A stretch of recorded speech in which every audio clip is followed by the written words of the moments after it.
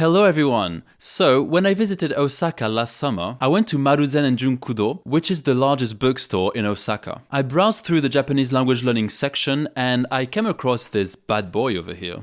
I had never heard of it before seeing it, and I thought it would make a great review video. So before we get started, let me give some words of introductions to what this textbook is. So, Learn Japanese with Manga is a 2-volume self-study textbook series that came out quite recently in 2022 and 2023. While many textbooks focus on formal and informal Japanese, Learn Japanese with Manga is a little different. It does cover standard Japanese, but it also spends a lot of time teaching informal Japanese or casual Japanese. The kind of Japanese you'll find in manga, hence the title. The first volume assumes you know no Japanese at all, so it's appropriate for complete beginners, although I'll get back to that later on in the review. The overall laid-back tone used in the book makes it very accessible. It's not super dry and formal, which I like because who likes textbooks that give you headaches? Not me. One thing to bear in mind though is that the book is not really suitable for people under 16 because the content is a little mature. It's not that bad, but I guess it's a little risque sometimes. I love the word risque, I had to use it. Right, so before we start, I'd like to clarify that this video is not sponsored, I paid for the books myself, so you can expect my unbiased opinion. Oh, and to avoid making the review too long, I'm gonna show some extracts of the book at the end of the video. So let's start with the pros. The thing I like the most about this textbook is the quality of the explanations. Most of the Japanese textbooks I've looked at have a very minimalist approach to explaining grammar, to the point where the explanations sometimes could feel incomplete. But that's not the case here.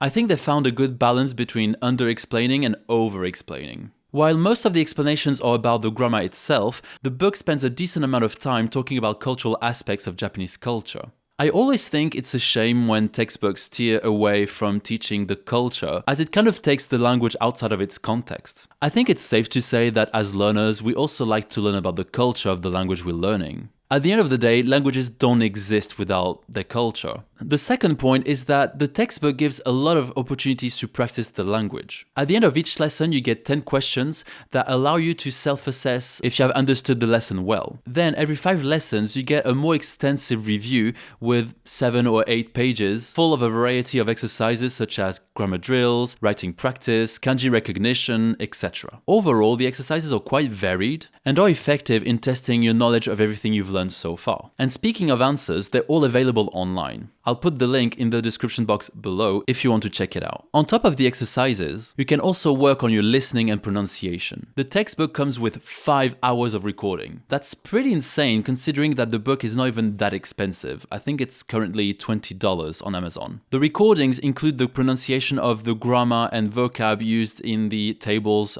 throughout the book, as well as a reading of all the manga panels that you'll find in the book. And speaking of, I'd like to give a special mention to the voice actors who voiced this particular manga panel.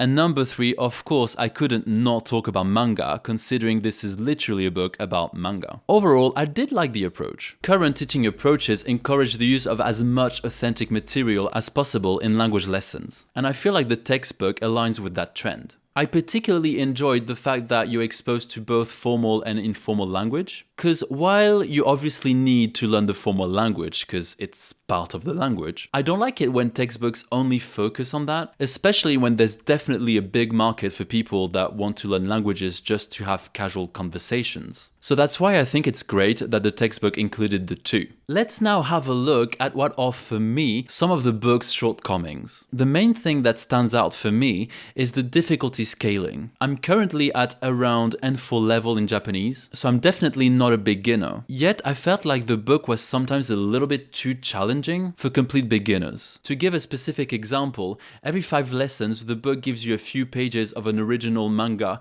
created especially for the textbook. Well, I found those pages really challenging sometimes, because some of the vocabulary included in those panels wasn't always formally taught. So for example, and I made a note of this, on the first page of the manga panel, you have Seka Kichi, and I think that translates as Seka military base, I think.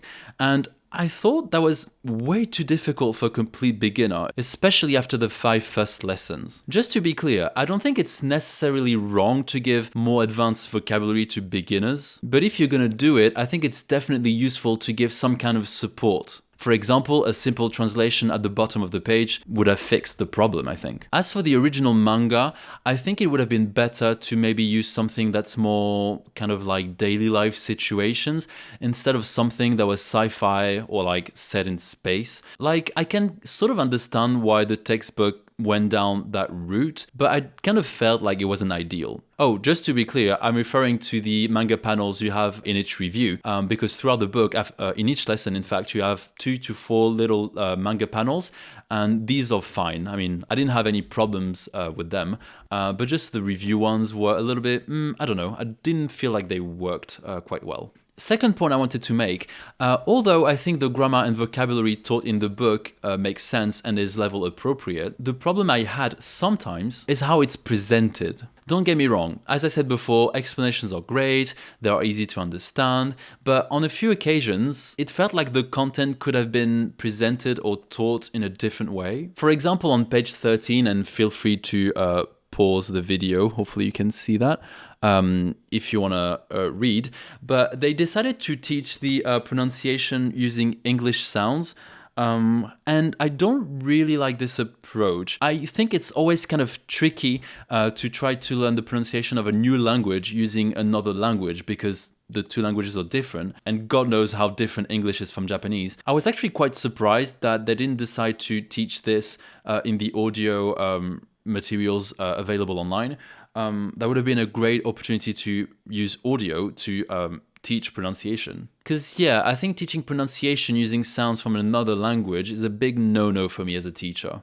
Another example of how I think they could have taught something differently is when they introduced particles. Instead of teaching particles in small chunks, maybe 1 per lesson, they decided to cover all the particles in 1 lesson. And I think that's a bit too intense and overwhelming for complete beginners. And also possibly too much information. At the very least, I think it would have been a wiser decision to split this lesson in 2, or like do 2 separate lessons on particles instead of cramming everything into 1. My last beef, if you will, with this textbook, and it's not a huge sort of negative, I guess, is the fact that they don't really give a sort of guidance on how to use the book. What I mean is, it's very likely that people using this textbook are completely new to language learning, or at least, of course, new to Japanese. So I think it would have been nice for the book to kind of give like a sort of guide or suggestion on how to use the textbook. Essentially how to learn with it. It could have been something as simple as learn kanji by applying such and such method, or learn this vocab list before moving on to the next lesson. It might seem silly, that last suggestion, but a lot of people really don't know how to learn languages, and that's fine, of course. We all have to start somewhere, but I think that's why beginner textbooks should probably make that effort. But that's only my opinion, and I don't think that's a reason to not buy the book. Alright, so to conclude this review, I do think Learn Japanese with Manga is a book that most of you will enjoy, especially if you're serious about learning Japanese. The book covers the same type of grammar and vocabulary that you will find in other textbooks. What sets it apart is obviously the use of manga, but also the fact that it covers casual Japanese too. Now, I do also think the book is not necessarily appropriate for a standalone use, meaning that you probably will need other textbooks, especially to learn the kana, so hiragana and katakana, possibly kanji as well, or maybe use some apps to kind of supplement the learning.